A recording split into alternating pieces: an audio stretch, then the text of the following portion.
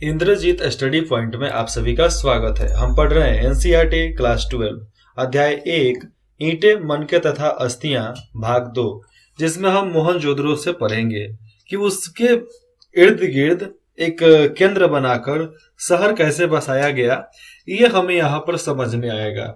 और मैं आपको बता दूं, मोहनजोदड़ो के इलाके में दो तरीके के शहर बसाए जाते थे। एक ऊंचा वाला जिसमें सब अमीर लोग हुआ करते हैं, एक नीचा वाला जिसमें आम जनता रहा करती है। तो इस तरह की व्यवस्था उस समय में भी था। तो ऊपर वाले सिरे को दुर्ग बोला जाता था और नीचे वाले को निचला शहर के नाम से उसको जाना जाता था। यहाँ पर संभवतः हड़प्पा सभ्यता का सबसे अनूठा पहलू शहरी केंद्रों का विकास था। देखो, हड़प्पा सभ्यता का सबसे खास पहलू जो था ना, शहरी केंद्रों का विकास, मतलब शहरों को बनवाना, शहर को बसाना और वहां पर व्यापार चलाना। आइए ऐसे ही एक केंद्र मोहनजोदड़ो को और सूक्ष्मता से देखते हैं और ज्यादा थोड़ा गहराई से उसके बारे में पढ़ते हैं। हालांकि देखें तो मोहनजोदड़ो सबसे प्रसिद्ध पुरास्थल है और सबसे पुराना भी है, मतलब अभी तक में जितना हम लोग खोद पाए हैं। सबसे पहले देखते हैं किसको, मोहनजोदड़ो के बारे में। तो हालांकि मोहनजोदड़ो सबसे प्रसिद्ध पुरास्थल है, इसलिए उसको खोजा गया स्थल हड़प्पा था। सबसे पहले खोजा गया स्थल कौन था? हड़प्पा। अब देखते हैं आगे। बस्ती दो भागों में विभाजित है। जो भी उधर के बस्ती हुआ करते थे वो दो भागों में विभाजित किया जाता था। एक छोटा लेकिन ऊंचाई पर बनाया गया, एक छोटा मगर वह ऊंचाई पर बनाया जाता था, और दूसरा कहीं अधिक बड़ा लेकिन नीचे बनाया गया। उसको नीचे बनाया गया कि बाकी सारे लोग उसमें रहें और राज्य अधिकारी जितने भी हैं ऊपर वाले इलाके में वह रहें। यहाँ पर देख सकते हैं निचला शहर दुर्ग से किस प्रकार भिन्न है, अलग अलग है। तो ये ऊपर वाला शहर है। आपको मैं, चलो यहां से नहीं, आपको मैं लाइनिंग करके दिखाता हूं, पूरा सर्किल रेक्टेंगल में दिखाते हैं। तो ये देखो आपको ऊपर वाला इलाका, ये हो गया दुर्ग। तो इधर के जितने भी लोग हुआ करते थे, इधर से तीन रास्ता हुआ करता था। एक इधर का रास्ता जाएगा तो इधर जाएगा, इस तरह रास्ता हो गया, और एक मध्य से रास्ता निकलेगा जो मध्य से जाएगा, और एक इधर का रास्ता निकलेगा जो इधर का जाएगा। मतलब तीनों जगह पर आने जाने का केंद्र यहाँ पर बराबर बना दिए जाते थे, समझे। और ये जो इलाका आपको यहाँ पर दिख रहा है, ये राजमहल का इलाका हुआ करता था, और बाकी एकल क्षेत्र मतलब खाली क्षेत्र जिसमें बाकी का कार्य उसमें किए जाते थे। सारा का डिपार्टमेंट अलग अलग बांटा हुआ था। और ये जो सामने आपको देखने को मिल रहा है डीकेजी उत्तरी हिस्सा है। इधर को व्यापार, इधर के रहने वाले लोग, व्यापार तो अक्सर इसी इलाके में होता था, ये सामने वाले इलाके में, लेकिन ये इलाके में भी कुछ ना कुछ व्यापार होते थे। और सबसे खास की बात ये आ जाती है कि जो ये इलाका है ना, ये वाला, तो इसमें देखो यहाँ पर झुग्गी बस्तियां हुआ करती थी जिसमें अधिकतर लोग रहा करते थे। और जो छोटा मोटा इधर को दिख रहा है, इधर को दिख रहा है, तो ये सब क्या है? ये सब दुकानें हुआ करती थी। कुछ ना कुछ बनेगा वहां पर फैक्ट्री के रूप में, तो उसको तैयार किया जाता था। अमोनियर क्षेत्र से बीएसए क्षेत्र, सब उधर रहने से लेकर व्यापार के माध्यम तक ले पूरा यहाँ पर बनाया गया है। आप कभी जा तो नहीं सकते हो, मुझे पता है। अधिकतर लोग, आप में से जितना कोई पढ़ रहा होगा ना, 10,000 में से कोई एक ही जाकर इस चीज को देख सकता है। क्यों? क्योंकि ये पाकिस्तान में है। मोहनजोदड़ो का इलाका जो है पाकिस्तान में है, जिसके लिए आपको वीजा लेना पड़ेगा, पासपोर्ट लेना पड़ेगा, हिम्मत चाहिए जाने के लिए, क्योंकि दूसरे के मुल्क में जाना है। ट्रेवल के अनुसार जाया जा सकता है, जा सकते हैं, आप भी जा सकते हैं, लेकिन थोड़ी सी दिक्कतें आ जाती हैं, क्योंकि पाकिस्तान में जाओगे तो उधर की भाषा चाहिए, अलग अलग प्रकार की जानकारी आपको चाहिए, जो हर कोई अफोर्ड नहीं कर सकता है। मैं हर देश में जाना चाहता हूं, लेकिन पाकिस्तान में नहीं जाना चाहता हूं। ये मेरी दिल्ली ख्वाहिश है। लेकिन जिस दिन मैं पाकिस्तान को हिंदुस्तान में मिला दिया, तो सबसे पहला दौरा होगा मोहनजोदड़ो का, क्योंकि वो अपने से जुड़ा हुआ है, अपने से लगा हुआ है। यहाँ पर देखो कुछ लिखा गया है, नक्शे पर रोमन लिपि के अक्षर उन विविध पुराविदों के नामों का संकेत करते हैं जिन्होंने मोहनजोदड़ो के विभिन्न क्षेत्रों में खुदाई करवाई। तो ये जितना भी आपको आर के ये सब नाम जो दिख रहा है, ये लोग यहाँ पर खुदाई करवाए थे, इसलिए इनका नाम यहाँ पर दिखाया जा रहा है। मतलब सही में ये सब नाम इसका नहीं है, ये लोग खुदाई करने वाले का नाम है। RIM क्षेत्र मतलब उनके द्वारा खोजा गया यह क्षेत्र, तो ऊपर के इलाके में था इसलिए उसको दुर्ग बोल दिया गया। अब क्या था क्या नहीं था किसी को पता नहीं है, बस केवल अनुमान है, बस उसी में सब कोई लगा हुआ है। तो जितने भी पुरातात्विक विभाग के लोग हैं, उन्होंने इन्हें क्रमशः दुर्ग और निचला शहर का नाम दिया है। मतलब मोहनजोदड़ो का इलाका जो था दो इलाकों में बटा हुआ था, एक दुर्ग राजमहल वाला और दूसरा निचला इलाका जहां पर आम लोग वहां पर रहा करते थे। तो दुर्ग की ऊंचाई का कारण यह था कि यहाँ की संरचना ऊंची ईंटों के चबूतरे पर बनी थी। पूरा ईंट जोड़ जोड़ कर सरिया कर बढ़िया सा बड़का सा चबूतरा लोग बनाते थे, उसके ऊपर जाकर कुछ ना कुछ संरचना बनाकर महल को बनाए जाते थे, क्योंकि आम जनता से ऊपर दिखना है ना। तो दुर्ग को दीवार से घेरा गया था, पूरा तरीके से घेर दिया गया था, जिसका अर्थ है कि इससे निचले शहर से अलग किया गया था, एकदम निचले शहर से उसको एकदम अलग रखा गया था। क्योंकि भैया सुरक्षा भी तो कुछ चीज होती है ना, तो सुरक्षा के मद्देनजर उसको थोड़ा मोड़ा बदलाव किया गया था।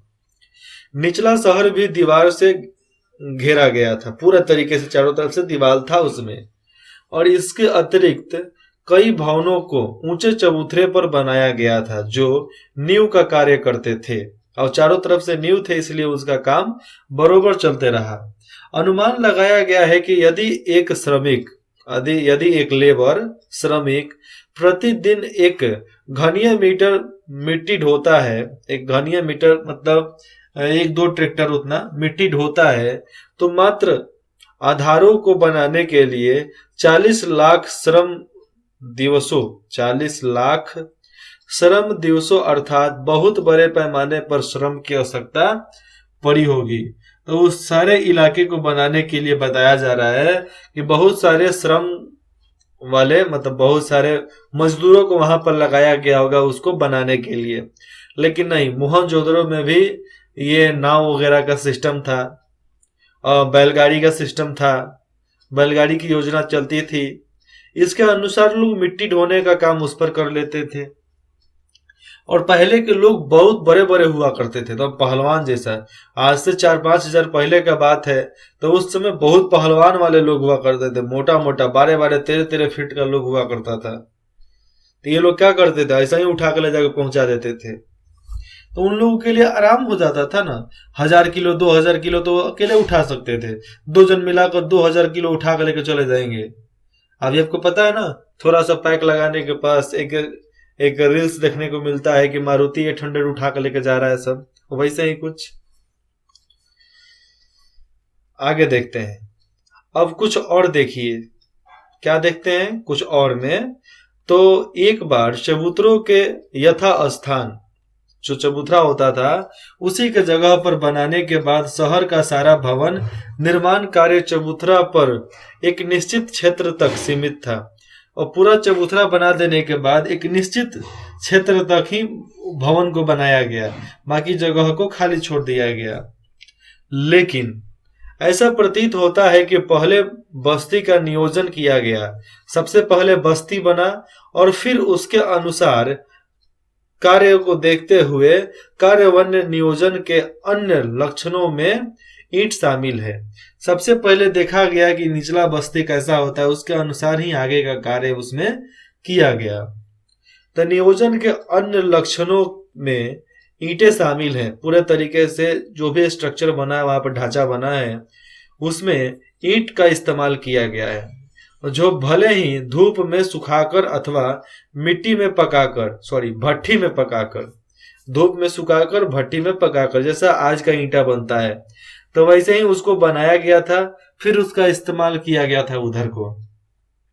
आपको मैं बता दूं, लाहौर से जो गाड़ी चलने वाली थी पहली गाड़ी ट्रेन का 1857 के करीब में, 1857 के बाद चाहे उसी के करीब में, तो रेल लाइन बिछाने के लिए पटरी लगता है, तो पटरी के लिए ईंट की जरूरत थी उस समय।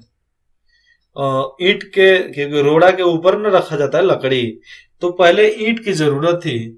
तो बताया जाता है कि मोहनजोदड़ो में जितना ईंट था ना, उन सभी ईंटों को निकाल लिया गया था और उन सभी ईंटों को सरिया कर करीबन 35 किलोमीटर कि 3500 किलोमीटर, 3500 नहीं, मोटा मोटी बताऊं तो आपको 100 से 200 किलोमीटर तक आपको रेल लाइन बिछाया गया था वहां पे। क्योंकि इतना ज्यादा ईंट वहां से निकला कि आराम से 100 किलोमीटर तक एक लंबा पटरी बिछ गया। उसके बाद बाकी सब जगहों को काट काट कर बनाया गया, इधर उधर से मिट्टी लाकर भरा गया, फिर उसको बराबर किया गया। बहुत समय लगा उसमें, लेकिन बना। 10-20 साल का मेहनत था, लेकिन एक अच्छे तरीके से उसको बनाकर ठीक कर दिया गया। एक निश्चित अनुपात की होती थी, क्या होती थी, जहां लंबाई और चौड़ाई ऊंचाई की क्रमश से, यहां पर देखो एक निश्चित अनुपात, मतलब हर चीज में एक आवश्यकता अनुसार ही उसकी लंबाई और चौड़ाई रखी जाती थी। ऊंचाई भी कितना नीचा छोड़ना है वो भी रखे जाते थे। जिस तरह आज का मैप बनता है ना, नक्शा, वैसे ही उसको नक्शा के रूप में पहले बनाया गया, फिर उसका कुछ ना कुछ बना, फिर उसके बाद से उस पर नींव बनाया गया, फिर उस पर ढांचा बनाया गया, जो भी बना था।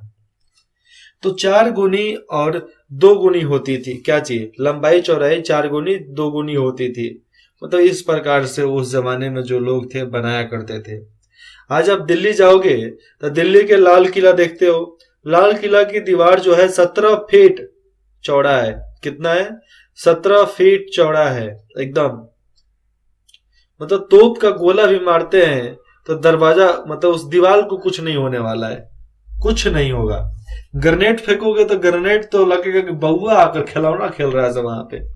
और दरवाजा इतना मजबूत है कि खरे खरे 4 को 5 को तोप का गोला मारोगे तो अब जाकर दरवाजा टूटेगा। लेकिन आज का नहीं, आज का एक वो तोप का गोला मारो, ऐसा में कितना दीवार ढहा देगा सब। क्योंकि आजकल के तोप का जो गोला आता है वो बहुत ज्यादा शक्तिशाली है। पहले के गोला के अनुसार तो बहुत ज्यादा शक्तिशाली है, बहुत ज्यादा, करीबन 100 गुना ज्यादा शक्तिशाली हो गया है आज का हथियार। और इसी हथियार के वजह से हम मारे जाएंगे एक दिन, ये कंफर्म है। तो इस प्रकार की ईंटें सभी हड़प्पा बस्तियों में, जितने भी बस्ती थे उसमें प्रयोग में लाई गई थी। और ये जो चौड़ाई और लंबाई की बातें की जा रही है, तो ये चौड़ाई और लंबाई की बातें किसी दीवार के लिए नहीं है, ये ईंट है। कितना, लंबाई और चौड़ाई 4 गुनी और 2 गुनी, मतलब एक लंबा फिर चौड़ा उससे आधा। जिस तरह आज का ईंटा कैसा होता है, 10 इंची लंबा और 5 इंची चौड़ा, तो वैसे ही पहले के जो ईंटा हुआ करते थे 15 से 20 इंची मोटा हुआ करते थे लंबा, और चौड़ाई करीबन 10 इंची तो होता ही था, उससे छोटा ईंटा तो होता ही नहीं था। पहले का एक ईंट उठाने में हालत खराब हो जाता अगर वो ईंट रहता तो। नालों का निर्माण, अब देखो हड़प्पा सभ्यता में जब मोहनजोदड़ो थे तो उस समय कौन सा टनल बनाकर नाला का इस्तेमाल किया गया, कैसे नाला को बनाया गया, इसके बारे में भी हमें बहुत कुछ जानने को सीखने को मिलता है। देखो यहाँ पर ऊपर से ढकने के लिए इन लोगों ने क्या किया है, ईंट को घुमावदार तरीके से यहाँ पर दिया है, इधर से देकर ऊपर से रखकर मिट्टी भर दिया है, इधर से अंदर ना जाए इधर से अंदर ना जाए, ऊपर से वजन पर दिया कि ये भसके नहीं। तो इतना बढ़िया टेक्नोलॉजी के अनुसार वो लोग बनाते थे उस जमाने में। देखो ये वो ईंट कितना बड़ा बड़ा यहाँ पर हमें दिख रहा है, छोटा छोटा ईंट नहीं है, बड़ा बड़ा पत्थर जैसा ईंटा है। तो मोहनजोदड़ो की एक नाली और इसके विशाल प्रवेश द्वार को देखिए, यहाँ पर ये नाली का प्रवेश द्वार है। अब नाली का प्रवेश द्वार है कि घर का प्रवेश द्वार है, हम तो केवल अनुमान लगा सकते हैं, क्या था क्या नहीं कौन जानता है। हड़प्पा शहरों की सबसे अनूठी विशिष्टताओं में से, सबसे ज्यादा अनूठी विशिष्टताओं में से एक ध्यान पूर्वक नियोजित जल निकास प्रणाली थी। एक ध्यान देने वाली बस यही बात है, जल की निकासी, कि घर में जो भी, राजमहल में जो भी चीज पानी का इस्तेमाल हो रहा है तो कैसे होकर महल के बाहर जाएगा, इलाके के बाहर जाएंगे। यदि आप निचले शहर के नक्शे को देखें तो आप यह जान पाएंगे कि सड़कों तथा गलियों को लगभग एक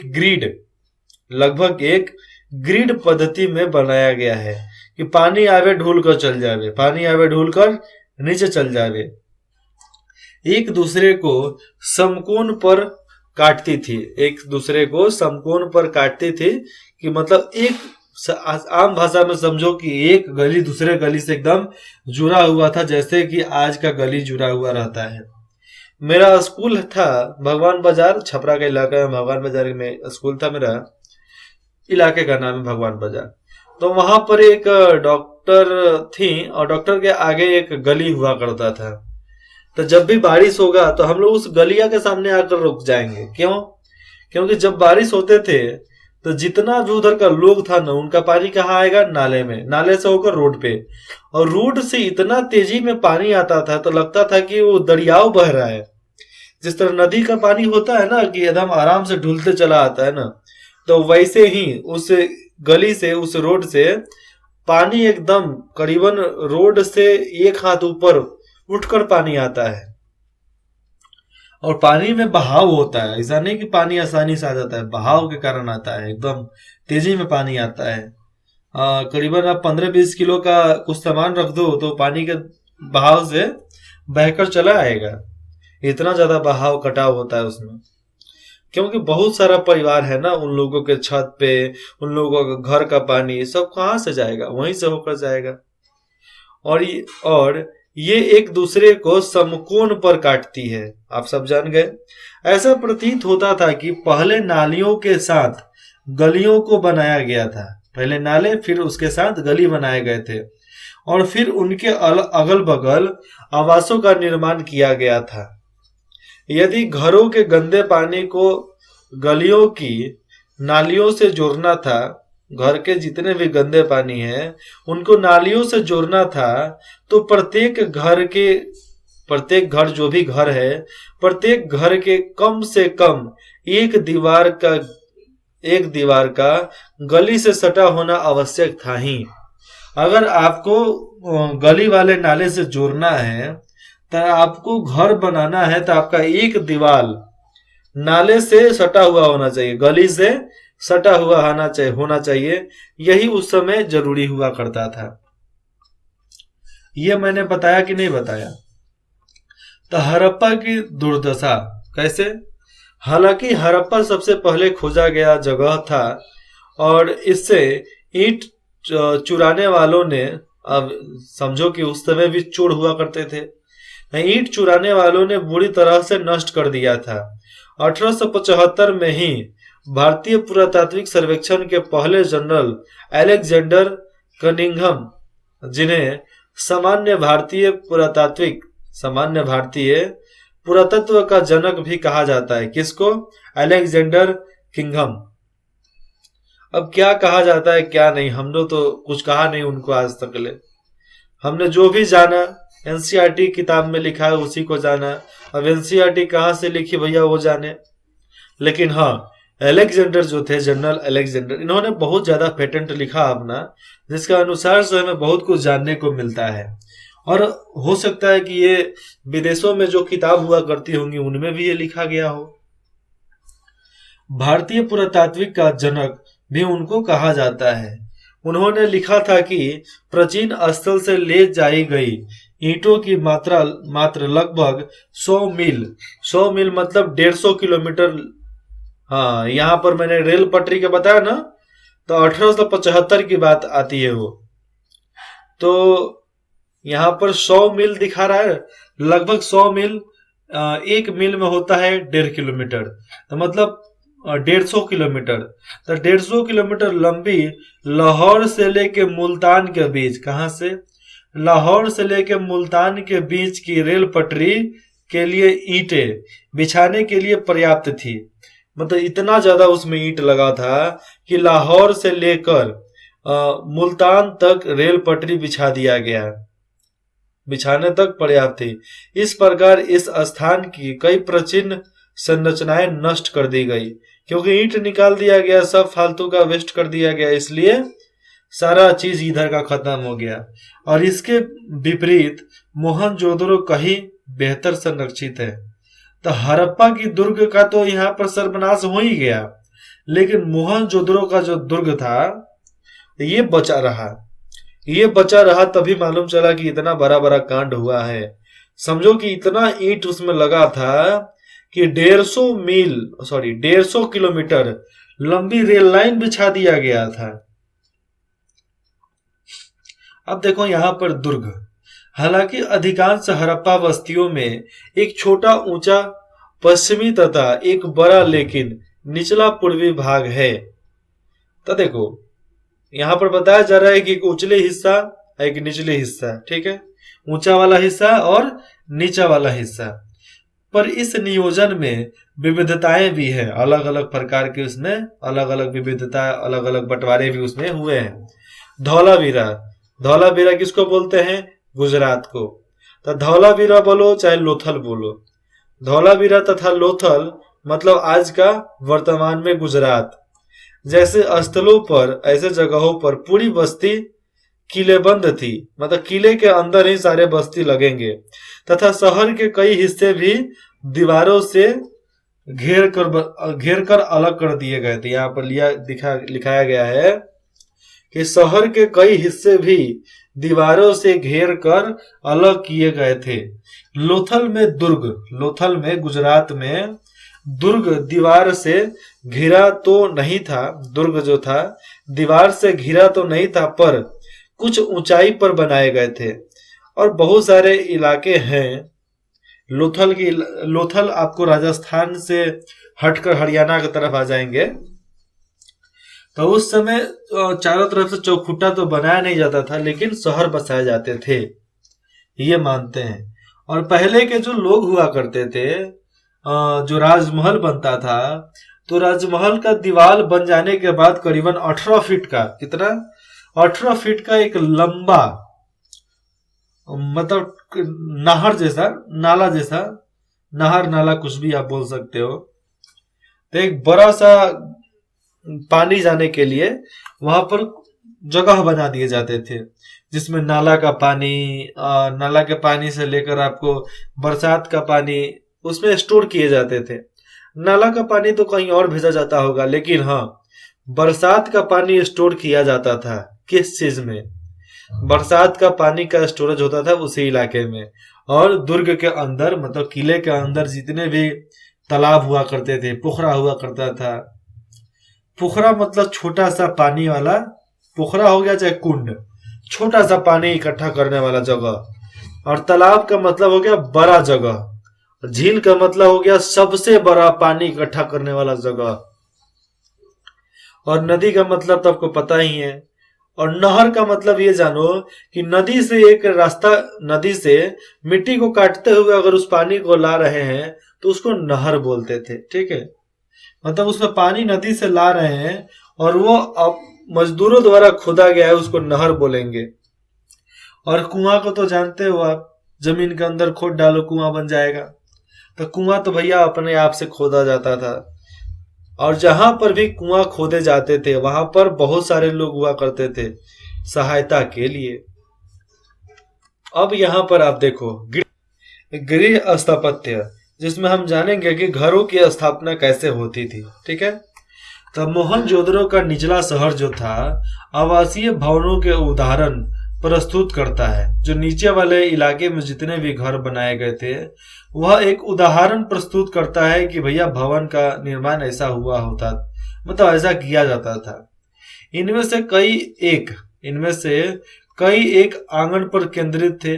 आंगन के अनुसार घर बनाया गया, जिसके चारों ओर कमरे बने थे, चारों तरफ कमरे थे। संभवतः आंगन खाना पकाने और कताई करने जैसी गतिविधियों का केंद्र था। वहां पर खाना बनेगा, कताई होगा, पिटाई होगा, सब चीज वहीं पर होगा। खास तौर से गर्म और शुष्क मौसम में, गर्म और शुष्क मौसम में यहाँ का एक अन्य रोचक पहलू क्या होता है, थोड़ा देखने के बाद हमें मनमोहक लगे। तो रोचक पहलू यही है कि लोगों द्वारा अपनी एकांतता को दिया जाने वाला महत्व था, कि हर लोग अपने आप को एक एकांत मतलब अलग रहने का, अकेले में रहने का मौका जो था ये लोग ढूंढ लिया करते थे। और भूमि तल की बात कर देते हैं, जो जमीन से लगा हुआ था। तो भूमि तल पर बनी दीवारों में खिड़कियां नहीं होती थी, वहां पर खिड़की नहीं बनाए जाते थे। इसके अतिरिक्त मतलब इसके अलावा मुख्य द्वार से आंतरिक भाग मतलब आंगन का सीधा अवलोकन नहीं होता था। लोग सीधा अब देख नहीं, जब खिड़की नहीं होगा, जब खिड़की नहीं होते थे ना, उसके वजह से कोई सीधा आंगन में कोई देख नहीं सकता था। पता नहीं बाद में खिड़की का परंपरा कौन चालू कर दिया, लेकिन मुझे एक घर बनाना है, उसमें आंगन में जरूर बनाऊंगा, बड़ा सा आंगन बनाऊंगा, इतना बड़ा कि उसमें लगे कि हाँ भैया सब चीज किया जा सकता है। बड़ा सा आंगन बनाना है। हर घर का ईंटों के फर्श से बना, हर घर, जो भी घर थे वहां पर ईंटों के फर्श से बना अपना एक स्नान घर होता था। हर घर में एक नीचे ईंट बिछाकर उसके फर्श बना दिए जाते थे। तो वैसे उधर बाथरूम बनता था। स्नान घर मतलब बाथरूम, इंग्लिश में उसको बाथरूम बोलते हैं ना। हाँ, तो स्नान घर में वो लोग नहाते थे, शायद शौचालय भी जाते होंगे, जिसकी नालियां दीवार के माध्यम से सड़क की नालियों से जुड़ी हुई थी, जो डायरेक्ट सीधा नाली में चला जाएगा सब चीज। कुछ घरों में दूसरा तल्ला या छत पर जाने हेतु बनाई गई सीढ़ियों के अवशेष मिले हैं, कि लोग छत पर जाने के लिए सीढ़ी भी बनाया करते थे। कई आवासों में कुएं थे, कई घर मिले हैं जिसमें कुएं भी बनाए गए थे, जो अधिकांशतः एक ऐसे कक्ष में बनाए गए थे जिसमें बाहर से आया जा सकता है, बाहर से अंदर आया जा सकता है, वैसे ही घर में बनाए जाते थे, और जिनका प्रयोग संभवतः राहगीरों द्वारा किया जाता था। मतलब उसी घर में कुएं बनते थे जिसमें बाहर से लोग आते थे, आराम करते थे, फिर चले जाते थे। मतलब राहगीर, जहाँ पे बाहर के लोग आकर थोड़ा समय बिताकर चले जाते हैं, उसी जगह पर हमें कुआं देखने को मिला है, और जिनका प्रयोग संभवतः राजगीर द्वारा किया जाता था मेहमानों के लिए। विद्वानों के अनुसार, अब विद्वान लोगों की बात कर लेते हैं, तो उन्होंने अनुमान लगाया कि मोहनजोदड़ो में कुएं की कुल संख्या लगभग 700 थी। पूरे मोहनजोदड़ो के इलाकों में अब देखोगे तो 700 कुएं मिले हैं। कितना? 700 कुएं मिले हैं पूरा। ये सामने आप यहाँ पर देख सकते हो, 6, 15, 14 ये कक्ष बनाए गए हैं। हमें कुआं देखने को यहाँ मिल रहा है 17 नंबर में, लेकिन बताया जाता है कि 6 नंबर में कुआं देखने को मिलेगा। यहाँ पर मैं आपको दिखा दूं, यह मोहनजोदड़ो में एक बड़े आवास का सममितीय आरेखन है, मतलब उनका इसमें नक्शा दिखाया गया है। कमरा संख्या 6 में एक कुआं था। कमरा संख्या 6 मतलब इस 6 में मैं आपको 6 दिखाता हूं ना, इसमें माना जाता है कि एक कुआं था। ऐसा हमें साफ साफ दिख रहा है कि 17 नंबर इलाके में कुआं दिख रहा है। देखो आपको बीच में यहाँ पर दिख रहा है कुआं जैसा। हाँ, तो हम इसको माने कि इसको माने, मुझे तो समझ में आता नहीं है, लेकिन चलिए आपको ये जरूर मैं बता देता हूँ। तब तक खोजी गई प्राचीनतम प्रणाली क्या थी? नालियों के विषय में मैके लिखते हैं। नालियों के विषय में मैके किसी का नाम है, वे लिखते हैं, निश्चित रूप से यह अब तक खोजी गई सर्वथा संपूर्ण प्रणाली प्राचीन प्रणाली है। सबसे प्राचीन प्रणाली यह है। हर आवास गलियों की नालियों से जोड़ा गया था। मुख्य नाले जो थे गारे क्या होता है? मुख्य नाले जो थे गारे में जमाई गई ईंटों से बने थे, और जितने भी नाले थे वो साइड में, मतलब उसके इर्द गिर्द ईंटा को लगाकर ऊपर से सिलाब ढाल दिया गया था, जैसा आज बनता है। लेकिन अब तो भैया कंक्रीट का माल आ रहा है, तुरंत लगा दो, काम खत्म। जिन्हें ऐसे ईंटों से ढका गया था जिन्हें सफाई के लिए हटाया जा सके, वैसे ही ईंटों से बनाया गया था कि सफाई होगा, हटा डालो, फिर लगा डालो। कुछ जगहों पर ढकने के लिए चूना पत्थर की पट्टिकाओं का भी, चाहे पट्टिका का प्रयोग किया गया था। घरों की नालियां पहले एक हौदी या मलकुंड में खाली होते थे, और घर के जितने भी नाली थे एक सोख्ता जैसा, हौदा जैसा, चाहे मलकुंड नाम का वो लोग कुछ पोखरा बनवाते थे, तो उसमें इकट्ठा होता था, जिसमें ठोस पदार्थ जमा हो जाता था और गंदा पानी नाली की गलियों में बह जाता था। लेकिन ये बात बाहर की नहीं हो रही है, घर के अंदर में एक ऐसा हौद बनाया जाता था, हौदा बनाया जाता था, जिसके अंदर सब मिट्टी वगैरह उसमें अड़ जाएगा, घुस जाएगा, और जो पानी बचेगा ना, दहवाने के बाद जो पानी बचेगा, वो पानी आपको नालियों में चला जाएगा, छन्नी का जैसा छान कर। हाँ, तो बहुत लंबे नालों में कुछ अंतरालों पर, बहुत लंबे जब नाले चले जाते थे, तो कुछ जगहों पर सफाई के लिए हौदियां बनाई गई थी, जगह बनाए गए थे जहां से सफाई किया जा सकता है। यह पुरातत्व का एक अजूबा ही है, पुराने जमाने का यह एक अजूबा ही है, सपना ही है। जिस जमाने में उन लोगों ने जो काम करके दिखा दिया, आज की सरकार की हालत खराब हो जाती उसको करने में। मलबे मुख्यतः जितने भी मलबा था वहां का, तो मुख्यतः रेत के छोटे छोटे ढेर सामान्यतः निकासी के नालों के अलग अगल बगल परे मिले हैं, और वो सब नाली के अगल बगल उसको देखने को मिला है, जो दर्शाते हैं कि नालों की सफाई के बाद कचरे को हमेशा हटाया नहीं जा सकता था। नाली की जब सफाई हो जाती थी तो कचरे को हटाते नहीं थे, वहीं पर छोड़ दिया जाता था, और फिर सूख जाने के बाद उसको उठा लिया जाता था, जैसा कि आज के जमाने में होता है। उस जमाने में भी ऐसे ही इस्तेमाल किया जाता था। और देखो, ये लिखने वाले अर्नेस्ट मैके, अर्ली इंडस सिविलाइजेशन 1948 में इन्होंने इसको लिखा है। जल निकास प्रणालियां केवल बड़े शहरों तक ही सीमित नहीं थी, बल्कि यह कई छोटे बस्तियों में भी शामिल थी। उदाहरण के लिए हम देखेंगे तो लोथल में, मतलब गुजरात में, बहुत सारे घर हैं, भवन हैं। तो आवासों के निर्माण के लिए जहां कच्ची ईंटों का प्रयोग हुआ था, वहीं नालियां पक्की ईंटों से बनाई गई थी। घर बनाने के लिए कच्ची ईंट और नाली बनाने के लिए पका हुआ ईंट का इस्तेमाल किया गया था। और अगले भाग में हम दुर्ग के बारे में पढ़ेंगे कि दुर्ग में कैसे कैसे परंपराएं थी, कैसे कैसे सब वहां पर बनाए गए थे। यह भी जानना हमारे लिए बहुत रोचक होगा, आपके लिए भी, क्योंकि आप इसको छोड़ नहीं सकते और मैं इसको बिना पढ़े ले छोड़ूंगा नहीं। आपको जो भी डाउट होगा, जो भी दिक्कत होगा, आप बेझिझक हमें कमेंट करके बता सकते हैं। इंद्रजीत स्टडी पॉइंट की पूरी टीम आपके ऊपर 24 घंटा नजर रखते हैं कि कौन कमेंट किया, किसको किस चीज की जरूरत है, किसको कौन सा मदद करना है, उन सब का ध्यान रखा जाता है। इंद्रजीत स्टडी पॉइंट में जुड़ने के लिए आप सभी का बहुत बहुत धन्यवाद।